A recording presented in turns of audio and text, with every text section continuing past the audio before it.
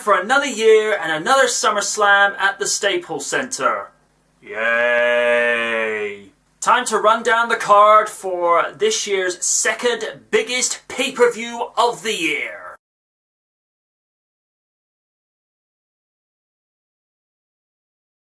What happens when you get a woman whose acting skills could make Kristen Stewart blush against an improving performer that seemingly has the crowd warming up to her? It's just code for filler. Keep in perspective, Stephanie has not performed in the ring since October 2003 at WWE No Mercy against her father in an I Quit match. And even to this day, I still question that match. And even then, she was passable. And that's me being generous. I foresee this being a quick match, being nothing monumental, with Nikki Bella possibly turning heel. I'm kind of hoping they don't do this, as this is getting predictable as an umpteenth Big Show face or heel turn. And the amount of times that has happened now, I've lost count. So I'm hoping Brie wins, but not gonna hold my breath.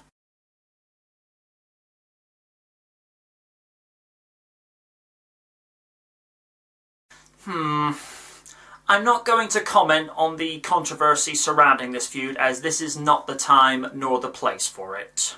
The match I will expect to be at best the theme of brute, powerful strength versus technical skill. Swagger may have the charismatic prowess of that of a goldfish, but there ain't no denying that skill of his. Considering he's a former United States, ECW and World Heavyweight Champion, it's pretty hard to argue.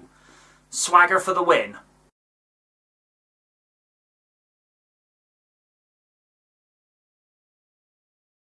I foresee this to be nothing more than organized chaos, as given the recent history between these former Shield members, I foresee pandemonium ensuing. I think Ambrose will win because at this stage of the game, Rollins has nothing further to gain other than cashing in the Money in the Bank briefcase and becoming WWE Undisputed Champion. So yeah, Ambrose to win.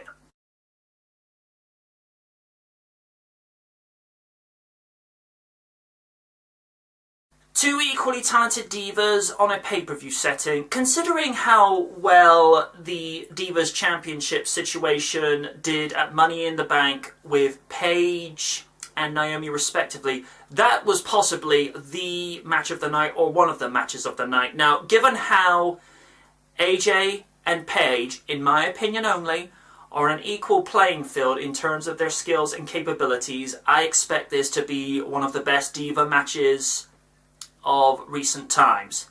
But that's provided creative let them get that far.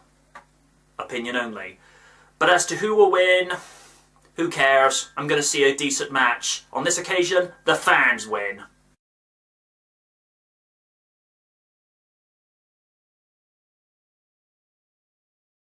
Young, intense superstar and Randy Orton. The man who's so damn bland. That was for you, A-Log. Randy Blandy against the future of the company and future Undisputed Champion. We all know it's going to happen. To put Reigns over at this stage will be good for him and the company with his intense performances. Although Blandle Orton hasn't had the Undisputed titles since he lost it at WrestleMania 30, it's way too soon for him to be given a push. Granted, he is one of the best ring technicians in the business, but he needs a major overhaul and not just being the authorities' patsy. That is so getting old. Reigns to win? The last time Y2J was at SummerSlam 2 years ago, he picked up his first win in no one knows how long. Wyatt has dropped one loss to the first Undisputed Champion and is in no doubt looking to even the odds. But although Bray is so over with the fans, Jericho putting him over at this stage would only serve as being pointless. I mean, yeah, it'll be a good match, but Bray's already over. Furthermore, Jericho deserves to be in the main event. End of. Jericho to win.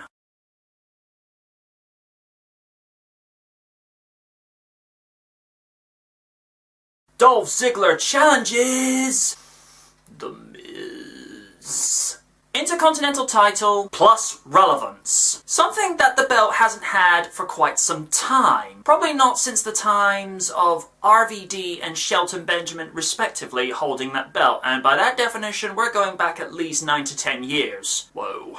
An arrogant heel turn has been a long time coming for The Miz, and to be quite honest, it's working. He's getting major heat from it, putting himself on a pedestal and getting to get people to come after him, so much so it's actually making the Intercontinental Championship a big deal for a change. Personally, I prefer the Attitude Era design, but that's just my own personal preference.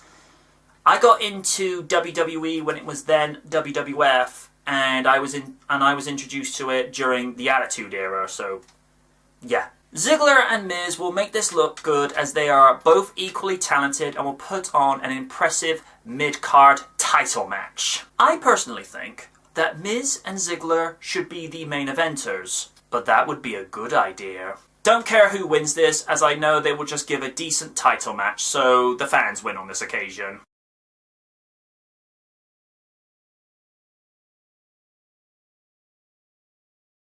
Oh goody. It's time to address the big pink elephant in the room. This is the match that people have been talking about since after Battleground. While I will graciously accept that Brock will make this look good, it's the implications that could happen if he is allowed to win. A part-timer holding the WWE Championship will be bad for business. Now, The Rock is not innocent of this either. But at least he actually showed up on a somewhat more consistent basis and actually gave back to the fans during his 10th world title reign last year. Given Lesnar's recent history at SummerSlam against CM Punk and Triple H respectively, this match will be violent, brutal, and painful. Cena can take pain with the best of them. You need only look at the WWE Championship I Quit match at Breaking Point 2009 that he had with Randy Orton and the pain he endured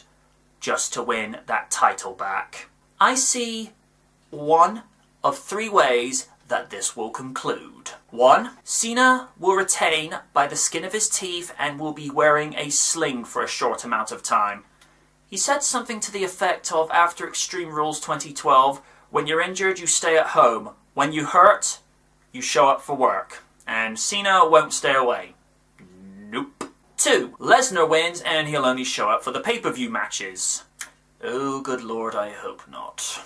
Or 3. Either of the 2 scenarios happen and Seth Rollins cashes in his Money in the Bank briefcase on a downed champion and becomes the new WWE Undisputed Champion. Prove me wrong, WWE. Prove me wrong.